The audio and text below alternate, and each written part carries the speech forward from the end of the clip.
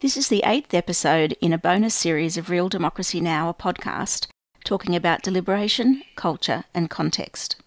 What do we want? Real democracy! When do we want it? Now! What do we want? Real democracy! When do we want it? Now!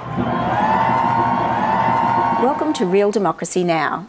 I'm Nivek Thompson, and Real Democracy Now! Is a podcast for people who think we can and should improve how democracy works. This podcast looks at democracy from different angles to help you think about how democracy might be improved. Welcome to episode 8 in this special bonus series of Real Democracy Now!, a podcast about deliberation, culture and context. This bonus series has been made in collaboration with the Centre for Deliberative Democracy and Global Governance at the University of Canberra. In this series I speak with a number of people who participated in the Centre's conference held in early December 2017. Which brought together scholars from around the world to examine the different forms, meanings and significance associated with deliberation in various cultures and contexts. A copy of the conference program is available in the show notes. This conference was supported by John Dryzek's ARC Laureate Fellowship entitled Deliberative Worlds, Democracy, Justice and a Changing Earth System. In this episode I'm speaking with Professor John Parkinson, who is currently a Professor of Social and Political Philosophy in the Faculty of Arts and Social Sciences at Maastricht University, the Netherlands. I spoke with John about his reflections on the conference, where he was one of the speakers in the final roundtable discussion, Deliberation, Culture and Context, the State of Play.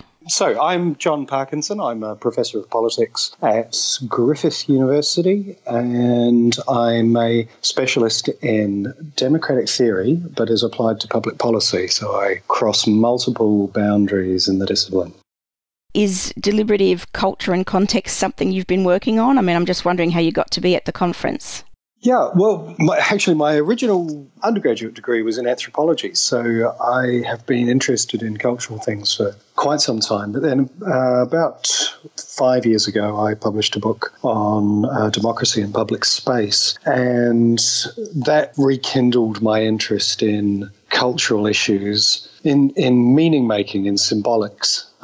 There are a lot of claims around public space, parliaments, legislative chambers, which all take a very deterministic line. They seem to claim that somehow the arrangement of the seats is what produces political behaviour, even though we know that so much else is going on to produce political behaviour. Interests, ideas, coalitions, power relations, discourses, practices, so much else is going on. So just moving the chairs around isn't going to totally transform the kind of engagement you have. And the reason for that is to do with meaning making. It's to do with the way in which we invest meaning in spaces, in words, in dress, in the variety of symbolic performances we do. So it was kind of out of that book about public space that then made me start reflecting on the cultural elements of deliberation and connecting back to some old anthropology studies from nearly 40 years ago now. Oh, it's nice when there's links between your early career and your later career. I've spoken to nearly all of the people who presented papers at the conference, and the range of papers and the different ideas that were coming forward, it's fascinating.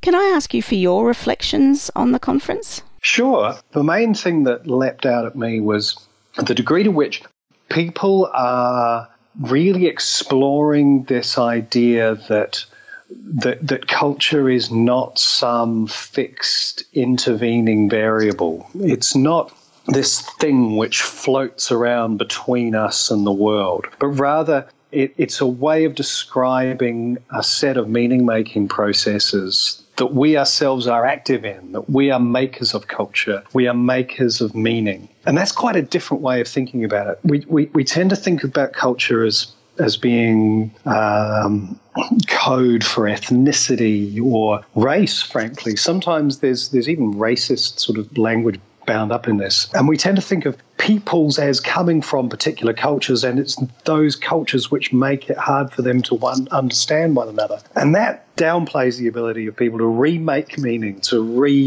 make new practices, to invent new stuff together. It tends to take the agency out of politics. It tends to make people prisoners of their cultures. And I'm just quite hostile to that idea that we're entirely imprisoned by things.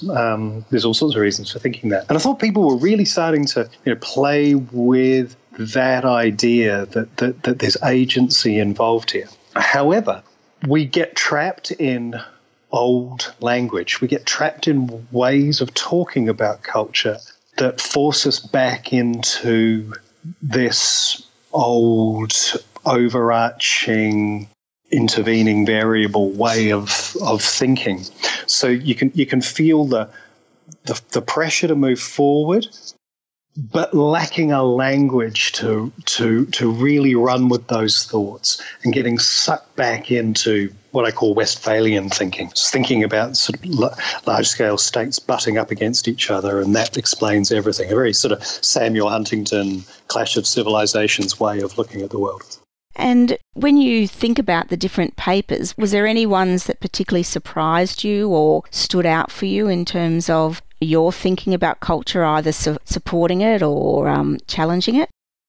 Okay, so one of the papers that I really liked was Arabella Lyons. I've read her book on rhetoric and deliberation and had admired that for a while. And I liked what she was saying about essentially too much Aristotle, too much focus on speakers, too much focus on text, on words, and not enough of a focus on audience. But I'd even push that further. I'd say not enough focus on the overall symbolics and the semiotics, the meaning-making processes. And I thought, that was interesting the way she then explored that in terms of Chinese political philosophy and how that pushes us to move away from the sort of formal rhetorics. I still think there's a lot of value in thinking about the way in which authority is constructed, and that if you go back to Aristotle, there's some really good resources there. I very much liked Vijay Rao's paper as well on the idea of agenda setting and where the agenda setting power lies, because once again, that for me was a paper that put citizen agency to the fore. Instead of seeing citizens as somehow victims of their culture or trapped in a particular set of relationships, it was showing how different groups can use cultural resources, can use practices to challenge power relations or to open up new possibilities. And I thought that was extremely helpful. The interview with Vijay Rao I found really interesting as well, from the perspective of the institutionalisation of as a deliberative forum. Were you aware of what was happening there before in India? I was aware of some of the practices, but not some of the detail. I've actually had an Indian PhD student who was looking at electricity market reform, believe it or not, and participatory management of it. So I was aware of some of the village-level practices that operate there. But I mean, there's all sorts of examples. I think, again, we've tended to be terribly Eurocentric or North American focused in the literature on these things. There's some very interesting stuff comes out of South America, and a lot of us know all about participatory budgeting, although even then we tend to take a very, I think, rose-tinted view of participatory budgeting. But that's just one example of a huge range of practices that go on in Brazil all the time, especially in Brazil, where they have such a huge gap between the big landowning classes and the others. There's a huge gap that's based on race. There's a massive gap based on, then tracks through to education and language and all sorts of things. And the efforts that have been gone into to try and reconnect state and city governments to the vast majority of people and not just be responding to elites in Brazil takes all sorts of forms. There's fantastic experimentation going on, an institutionalization of community self-management right across Brazil. It's a huge country. I mean, it's 150 million people, right? And yet we tend to zero in on one little example from one state and one city and don't look further and don't look deeper into some of these practices. We could do the same in Australia. We could do exactly the same in Australia. So I'm doing some work at the moment on the campaign to recognise First Nations peoples in the Australian Constitution. And in the process of that, I've discovered stuff that I should have known. I absolutely should have known this stuff. That a lot of Indigenous decision-making processes are themselves highly participatory, highly consensus-oriented, and there have been attempts to institutionalize and mimic that. But part of the issue here is that we tend to impose top-down corporatist structures in order to bring Indigenous voices into policy making, when First Nations already have their own processes, they already have their own lawmakers, they already have their own sources of authority and legitimacy. So instead of listening to those voices, we create this new top-down structure which lacks all legitimacy in Indigenous groups. So there are practices right there under our noses, right on our own back door, which we simply fail to pay sufficient attention to, I think. I agree. I've spoken to a number of people who've been looking at Indigenous decision-making, and there definitely seems to be a lot of similarity to what we think of as sort of Western deliberation and so on, but with their own cultural, to use that word, aspects to it. Can I just say something I think is probably going to be quite controversial, but it shouldn't be, perhaps, is that the more we look into some of these practices, the more I think we've become hypnotised by this word deliberation. I'm increasingly thinking of deliberation as a particular mode of communication, but there are all sorts of modes. There are all sorts of ways in which we make meaning. There are all sorts of ways in which we come to agreements. And I think I'm increasingly have more in sympathy with the Iris Marion Young or Lynn Sanders critique of deliberation, which was that we've just fetishized the university seminar and used that as our ideal of communication, when what most people do is, and what we do ourselves, by the way, this is not some kind of right-thinking people versus everybody else point. This is what we do. We make meaning collectively. We make meaning through exchange and testing of boundaries and finding ourselves in new situations and trying to make sense of those new situations. And I worry that deliberative democracy starts off with a very good, I was going to say with a great intention, but it's more than that. It starts off with quite a radical vision of how democracy is different from a merely aggregative view. It's a challenge to the view that democracy can be summed up by voting and voting rules and party systems. And it looks at the processes of communication which lead up to and structure preferences and so forth. But I think we've taken a very, very narrow view of what counts as political communication. Again, this is going back to Arabella's point. Too much Aristotle, too much verbiage, too much focus on the text, and not enough attention to the more social processes by which we make meaning.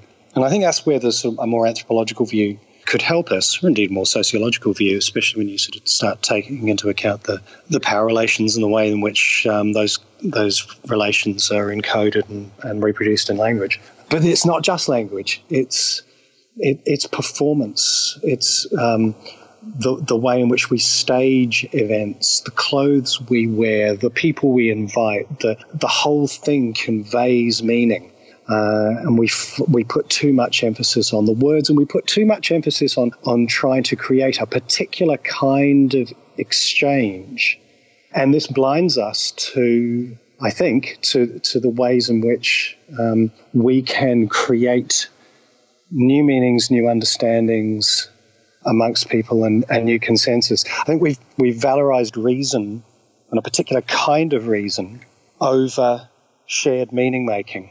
And I'm wondering if we're not seeing the problems of having done that in such things as Brexit. Okay, so perhaps on the Remain side, or indeed on the left of politics, we've put too much emphasis on persuasion through reason giving, through the force of the better argument, and paid no attention at all to the creation of common symbols and the creation of common practices and common meanings, which make people feel bound together in a community of affectedness. And that's the trick that the right is learning to pull off, okay? Those are the kinds of tropes that they play with. They play with ideas of belonging and the symbolics, and it's clearly more powerful than the arguments. And we've got to start using those symbolic, affective, I was going to say emotional, and it's not quite right. It's affective communication, the meaning-making processes before, and connect those two arguments, connect those to more traditional sort of logos-centered views of the world before we're ever going to have much effect. I think that links up with the work by George Lakoff around that don't think of an elephant, and it's about the values and the meaning that people associate with the world. He's an American guy. He's basically talking about, his whole thing is framing, and he's talked a lot about the Trump phenomena and how the left have misunderstood. They have thought that you can convince people with the force of your logic and facts and your argument. And he specifically talks about how the right have much better idea about how you actually influence people through the meanings that people use to make sense of the world. So it's quite similar to what you were saying. And Look, I think that's right. I am at that self-same stuff through public policy, actually, because that's key to what I think of as quality, critical public policy scholarship. So people like Martin Heyer, his 2009 book on authoritative governance absolutely gets at this idea that authority is a performative thing, and the ability to make counter-performances is crucial, and how people construct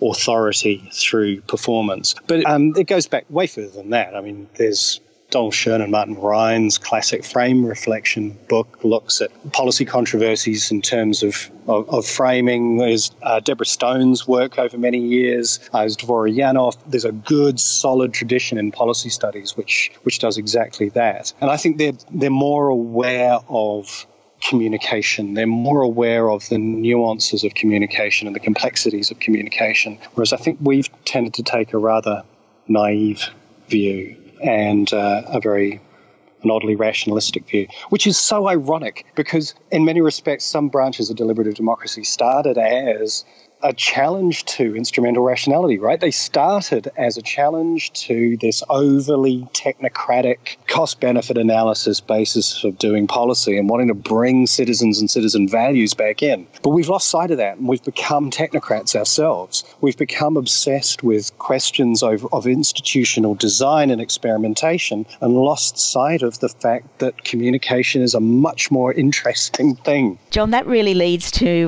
my next question, I think, because you've talked about perhaps applying different research methodologies and approaches to the area of deliberation and using sort of more sociological ways of thinking about things. What would you see as the sort of research agenda in regards to the area that the conference was addressing, and that is deliberation and culture? Two things. One is I would want to focus on practices of meaning making, not this overarching concept of culture. The idea of culture as a noun has almost been entirely rejected by anthropology, and that rejection started 30 years ago. So I think we need to drop this language of culture as a thing, as a noun, and start looking at practices of meaning making. Now, deliberative processes, so deliberative mini-publics, constitutional conventions, all those kinds of things, those are processes of meaning making. They are, and the larger, the more significant they're seen to be in terms of how they affect constitutions and the rules of the game. Then that's a real opportunity to bring people together and focus on common values and remake meanings of membership and how we do things. I think the Irish process has been absolutely fascinating. The one that led to they've had this constitutional convention which has randomly selected members as well as party nominees, and that led to the equal marriage referendum of 2016. But it's also led to several other referendums, and that's getting them to rethink what it means to be an Irish citizen in the 21st century. What is their relationship between the church and the state?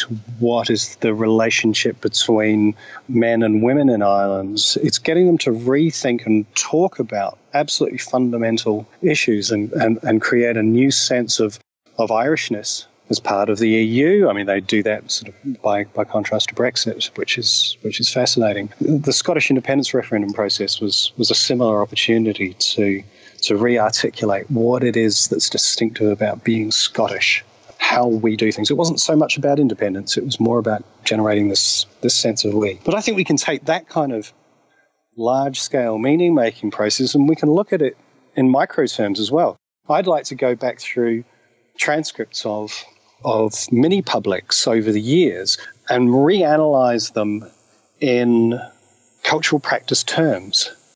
Look for the scripts, look for the ways in which people exchange scripts of identity, scripts of membership. Look at the way in which people create new meanings around familiar objects or take unfamiliar situations and slot them into pre-existing categories. There's some fascinating work to be done looking at the cultural meaning production within these kinds of events. Now, there are loads of tools available to do that kind of thing. I'm not sure that political science possesses them terribly well. I think we're sort of groping in the dark a wee bit here. But the people who do have a lot of fascinating ways of getting at this stuff is people like applied linguistics, especially in computerized applied linguistics. They're making some astonishing strides in the ability to unpack meaning-making processes over quite large bodies of text. But even that's still text-based. I'd want to then get in and look at the sort of the wider symbolic realms and the production of meaning making across those kinds of things. And then I think we'd start to see many publics as a particular species of a wider genus. And that they're not quite as special as they're made out to be, and we'll start to find other opportunities in which positive ways forward are created in out-of-the-way corners of society that we never expected to see. I think we're starting to get there. We're starting to ask those kinds of questions. Mark Warren's asking those questions. John Dryzek's asking those questions.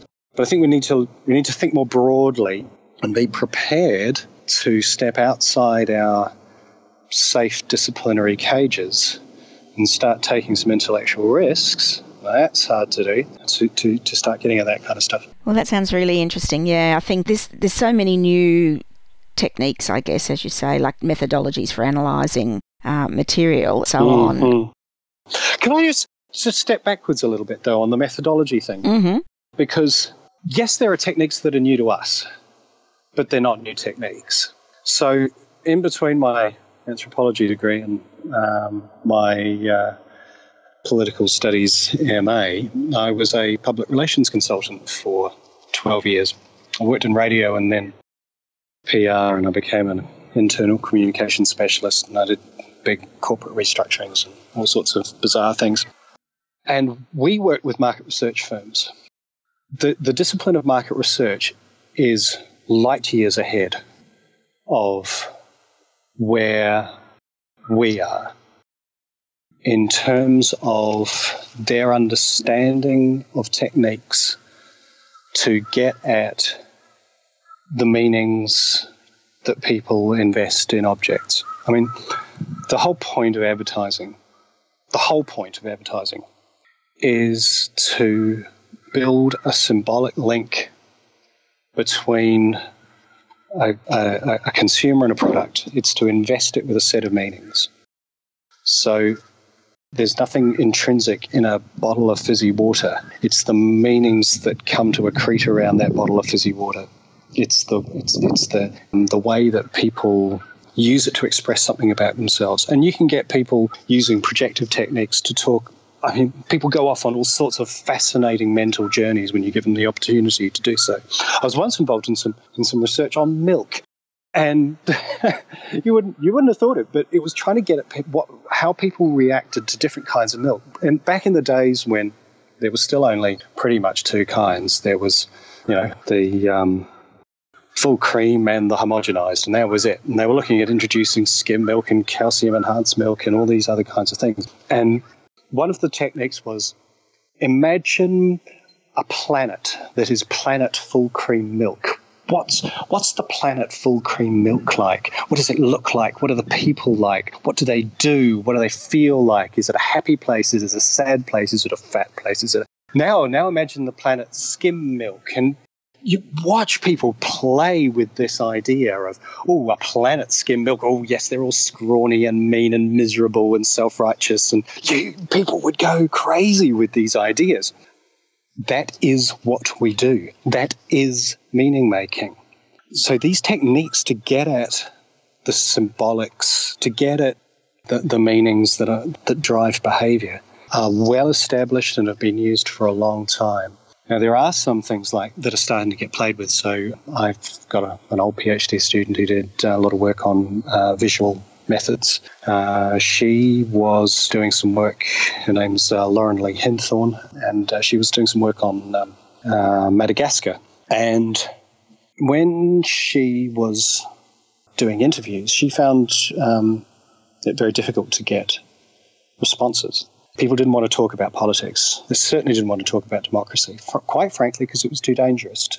And so out of desperation, she hired a local cartoonist to draw pictures of different interactions and started going around with people, asking them to describe what was going on. What's going on in this picture?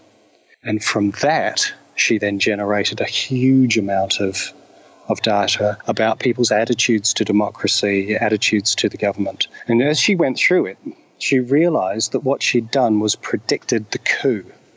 There was a coup in Madagascar just after she returned, and she tracked the rise in tensions and the changes in the way that people were talking about democracy and legitimacy and the rights of the people. And she did it all through people talking about pictures instead of asking direct questions. Why don't we do more of that? Why don't we do Lego? Why don't we get people to use Lego Serious Play?